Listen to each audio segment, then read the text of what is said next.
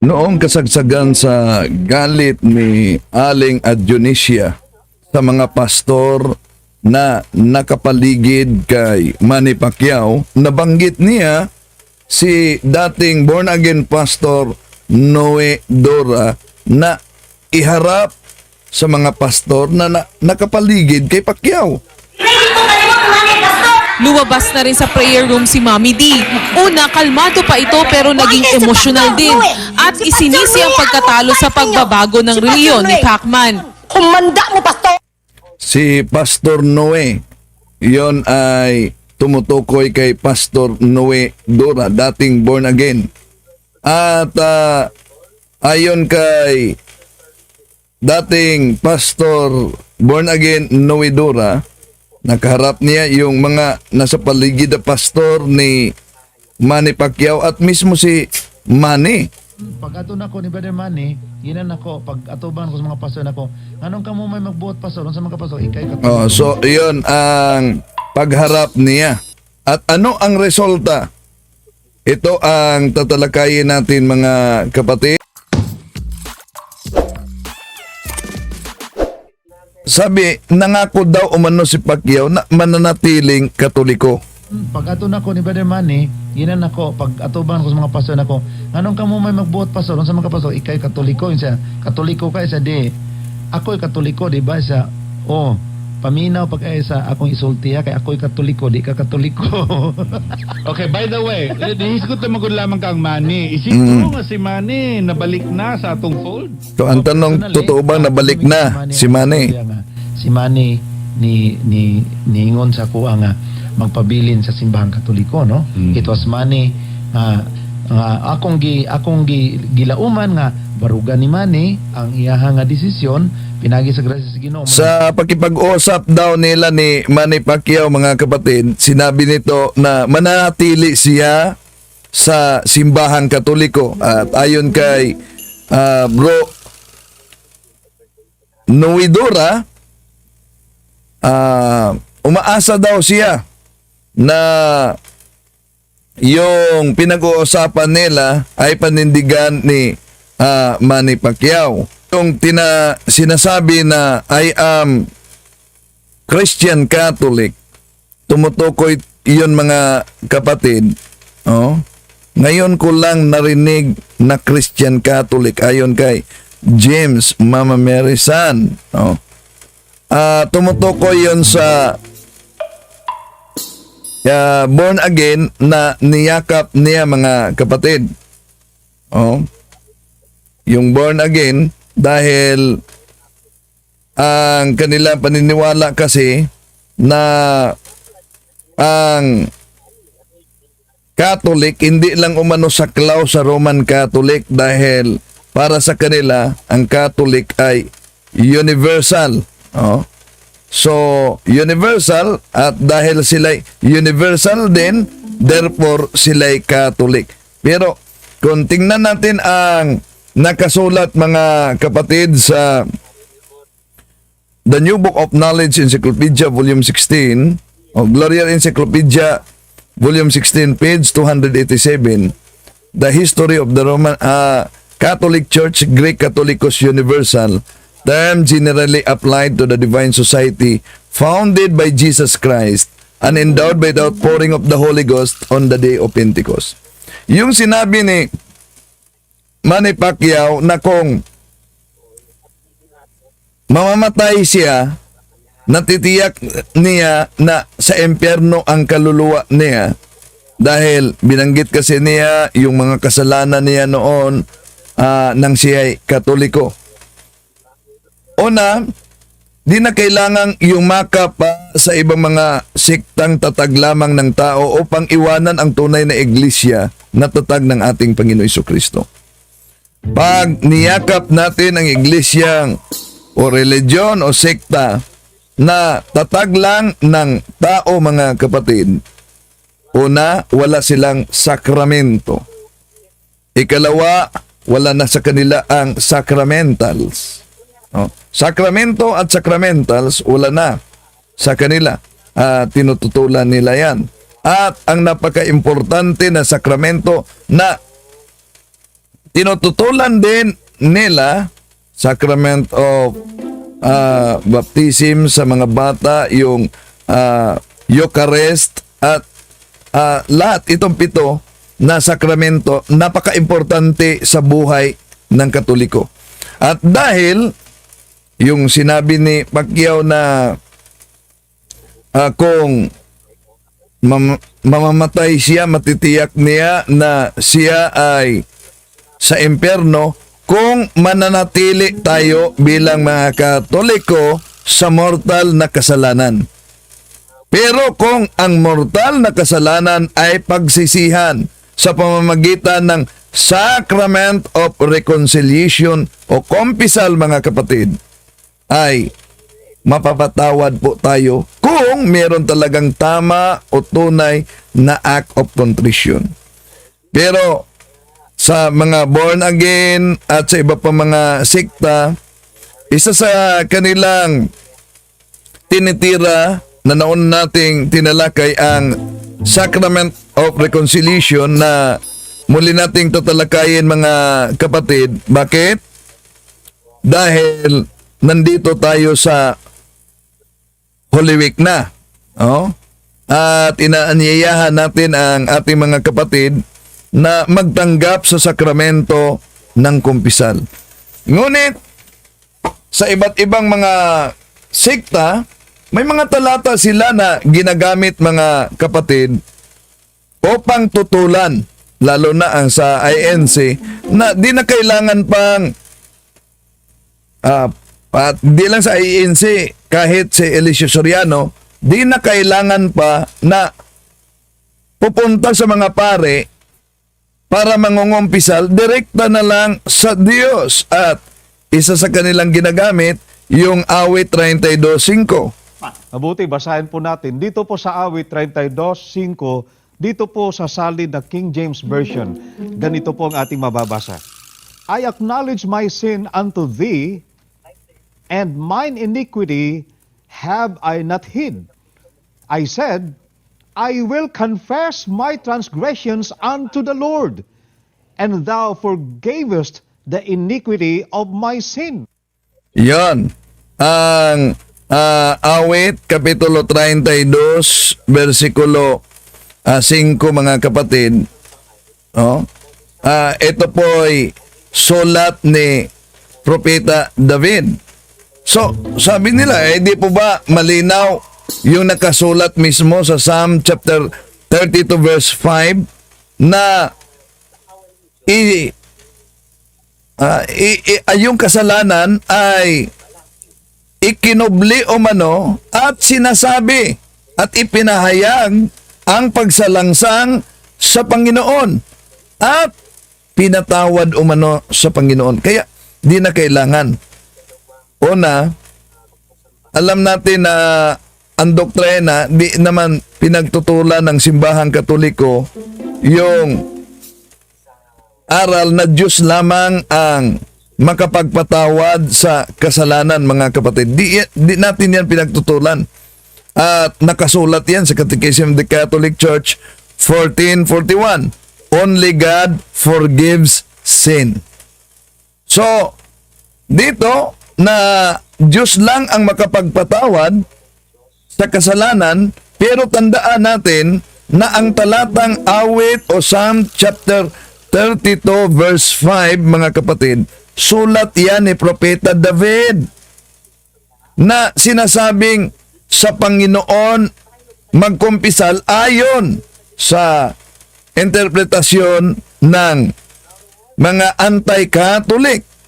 Pero tandaan ninyo, mga kapatid, na si Propeta David na nagsulat sa awit kapitulo 32 versikulo 5, siya mismo ang naglalahad o ikinumpisal yung kanyang kasalanan sa pari ng Diyos sa pamamagitan ni Propeta Nathan.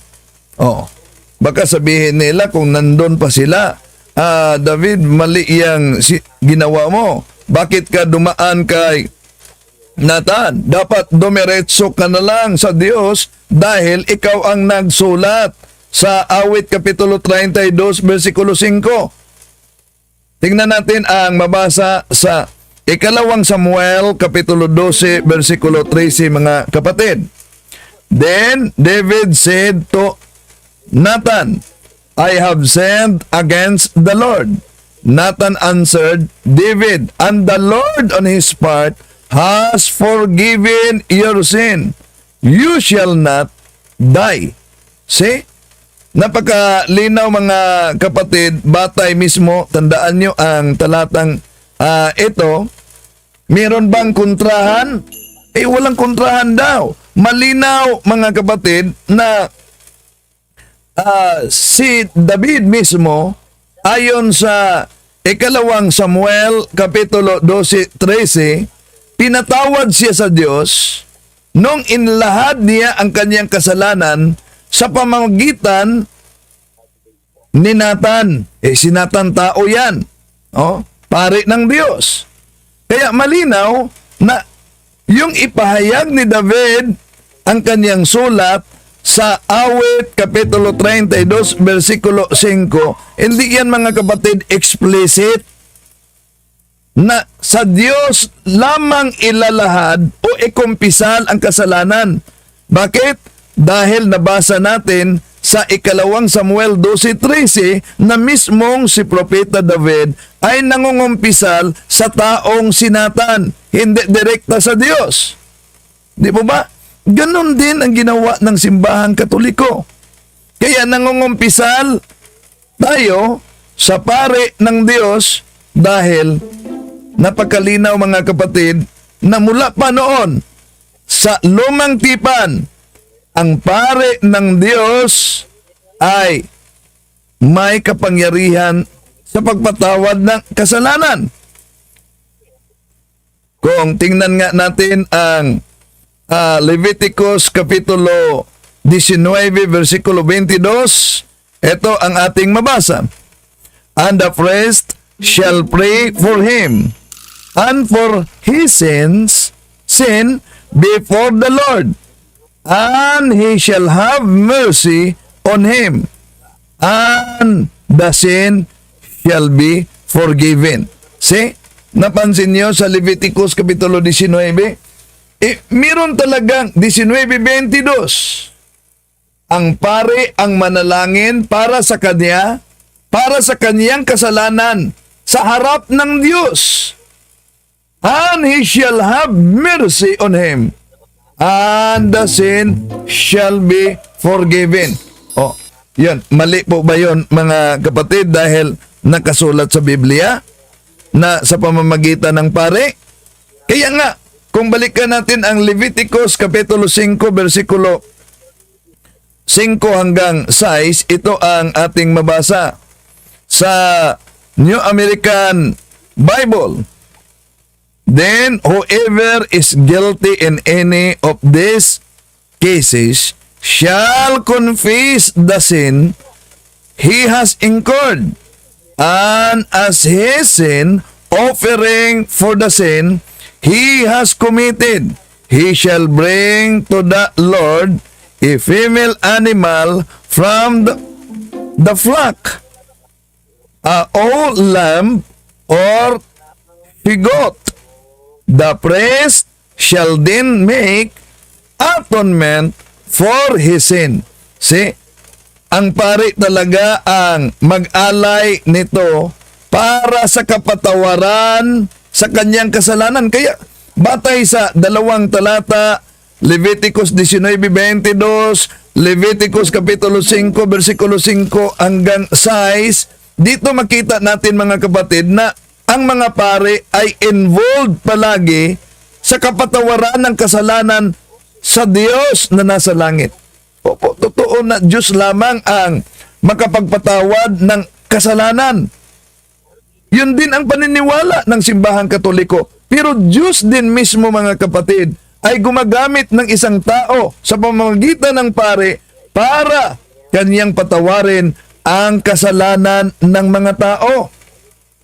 So ang talatang ginagamit nila, Psalm chapter 39, 32 verse 5, na sinasabing kumpisal ang kasalanan sa Panginoon, ay iyo'y tumutukoy sa mga venial na kasalanan sa opisyal na aral ng Simbahang Katoliko. Bakit?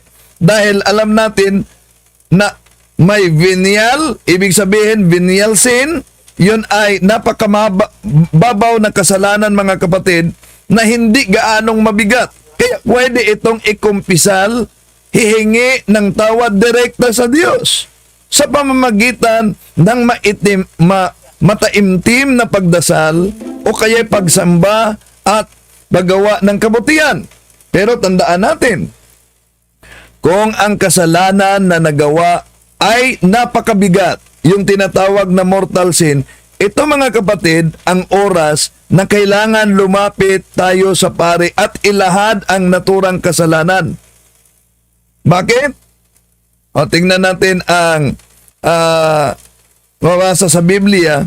Dahil may mga kasalanan na hindi mapatawad direkta sa Diyos. Kundi ito na kasalanang ito ay tinatawag na mortal sin. Ngunit ang ating mga kapatid na mga kasali sa sulpot na sikta kasi, no? Basta kasalanan para sa kanila, wala nang binyal, wala nang mortal, lahat na kasalanan ay pareho-pareho lang. Pero pansinin natin ang nakasulat sa unang Juan 5:16-17 gamit ang New American Bible. If anyone says his brother sinning, if the sin is not deadly, he should pray to God, and He will give him life. This is only for those whose sin is not deadly. There is such a thing as deadly sin, about which I do not say that you should pray. All wrongdoing is sin, but there is sin that is not deadly. So, napansin ninyo na may dalawang uri na kasalanan dito, mga kapatid. Pag ang kasalanan mo ay hindi gaanong ikakamatay umano o hindi gaanong mabigat, siya ay dapat magdasal sa Diyos. Pero, pag ang kasalanan umano ay ikakamatay ito, ibig sabihin mabigat sa ibang talata ng ibang salin, mortal sin, hindi yan kailangang idirekta sa Diyos. Dapat merong mag-mediate na pare. Kagaya sa mabasa natin sa pangyayari ni Propeta David, mga kapatid. Dahil sa mabigat niyang kasalanan, ano ba yung kasalanan na yon? Yung adultery sa babaeng si Bathsheba, di po ba? At yung asawa niya ay na si Uriah, pinapatay pa ni Propeta David. Kaya ano ang nangyari? Direkta ba siya na nangungumpisal sa Diyos? Hindi. Ang balikan natin ang ikalawang Samuel kapitulo 12 versikulo 13. Then David said to Nathan, I have sinned against the Lord. Nathan answered David, the Lord on his part has forgiven your sin.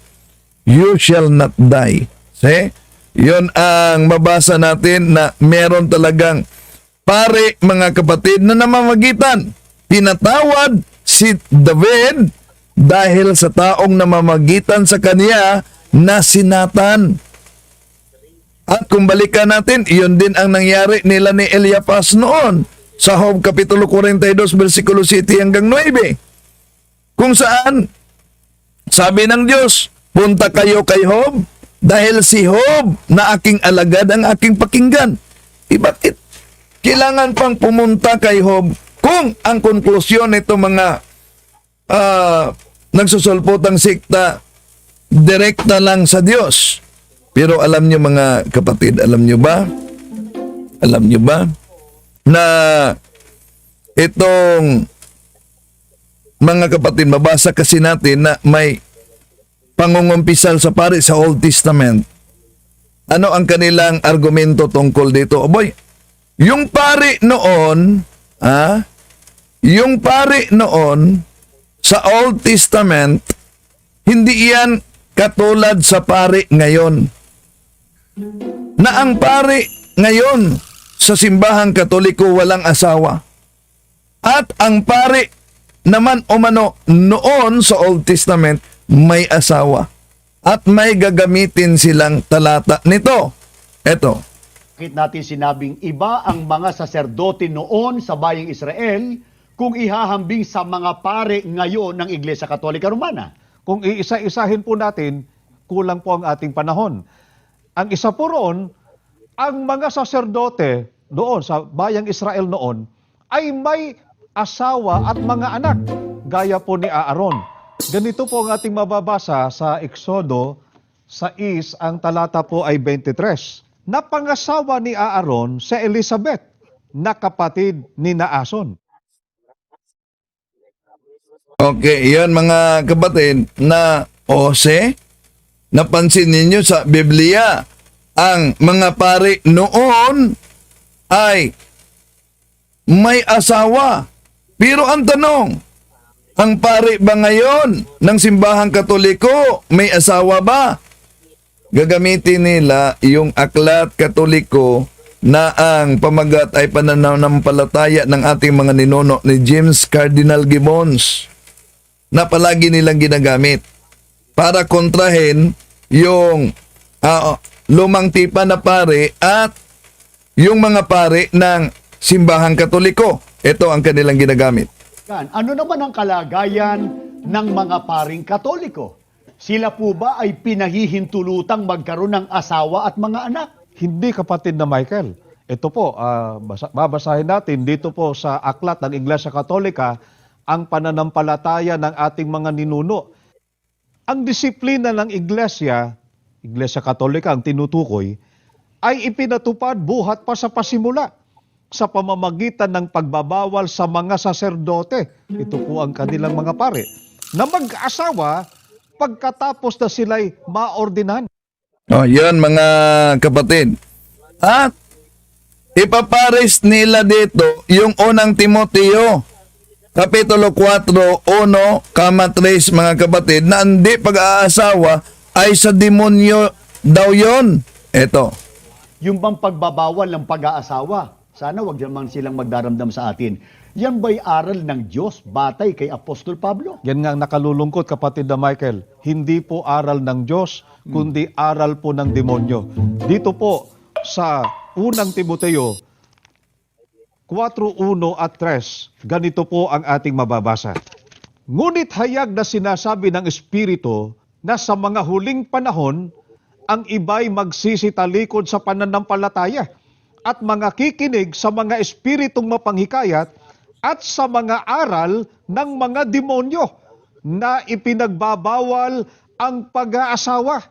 Napakalinaw po ang nabasa natin.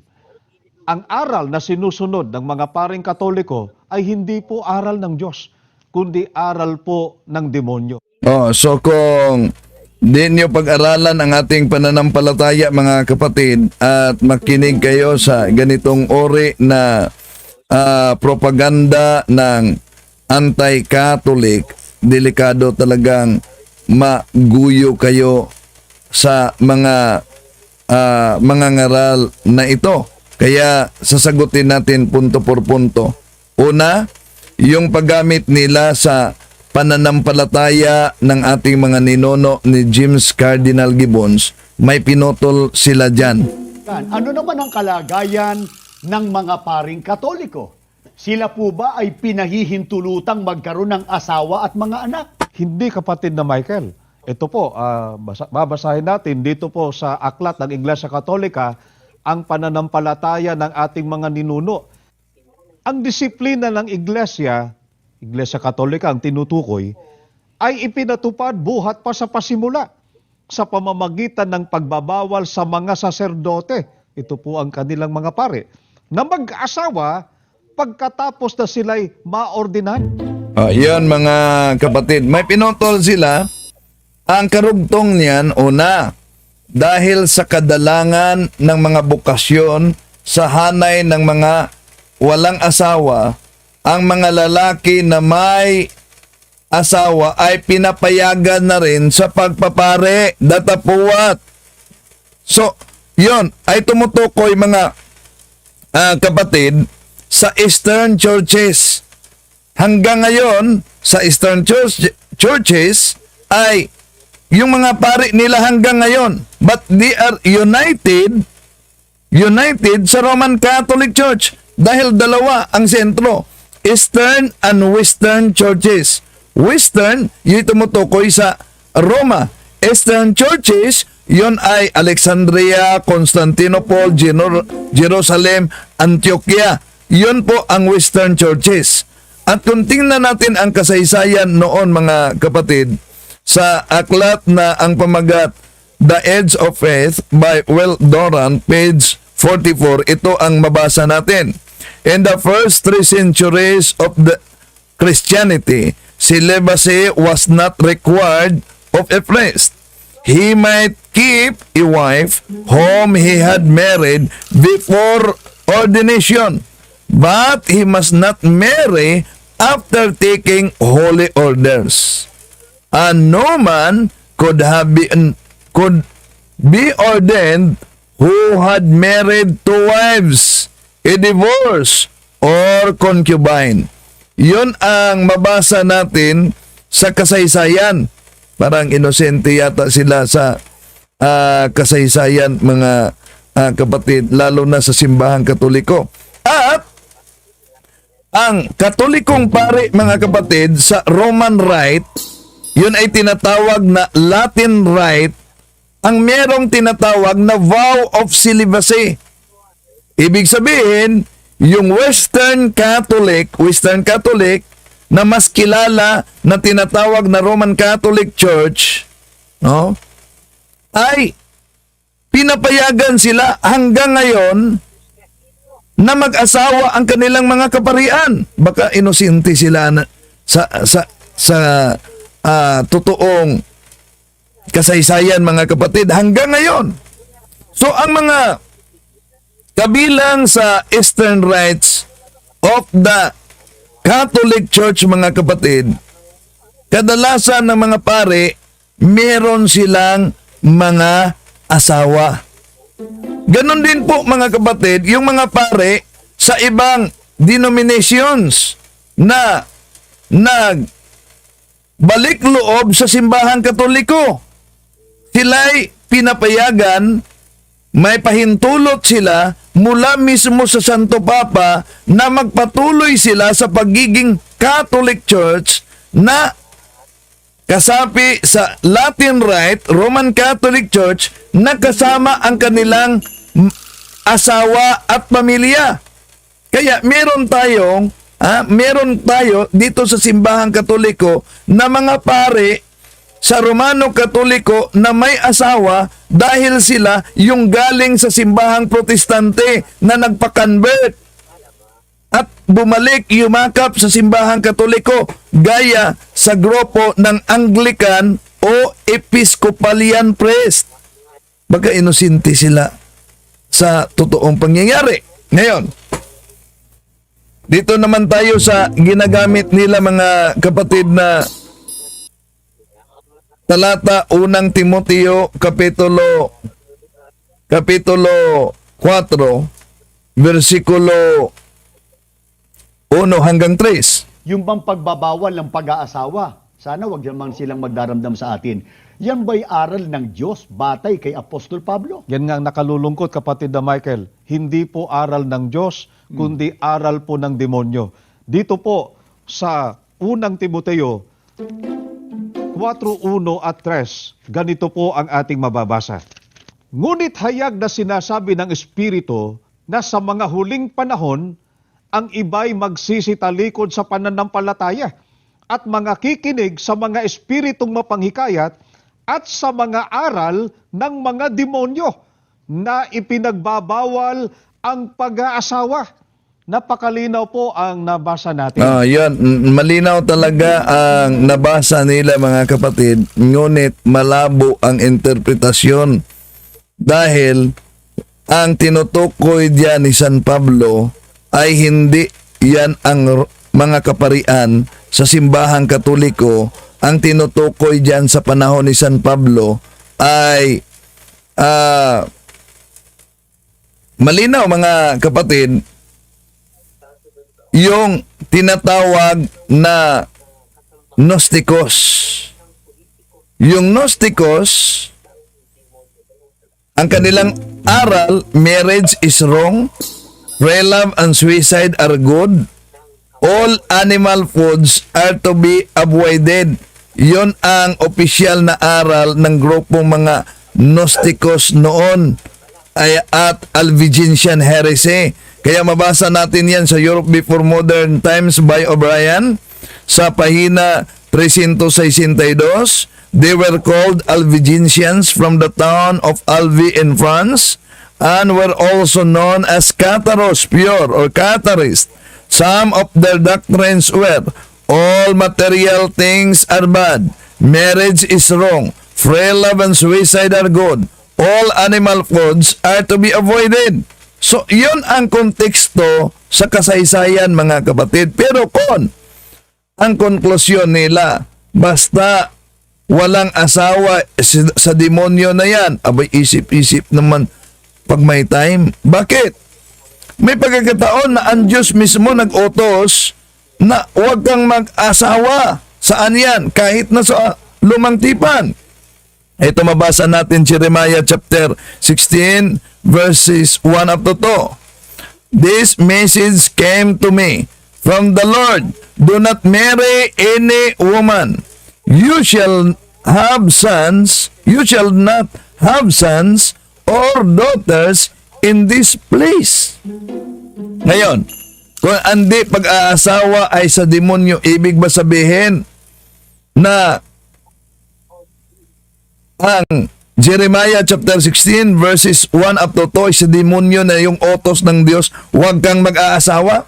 Kaya, dito malalaman natin mga kapatid na hindi lahat ng pagbabawal sa pag-aasawa ay saklaw sa talatang 1 Timoteo kapitulo 4 versikulo 1 kama 3 na palaging ginagamit nila, dahil ang Diyos mismo nagbabawal sa pag-aasawa sa Jeremiah chapter 16 verses 1 up to 2.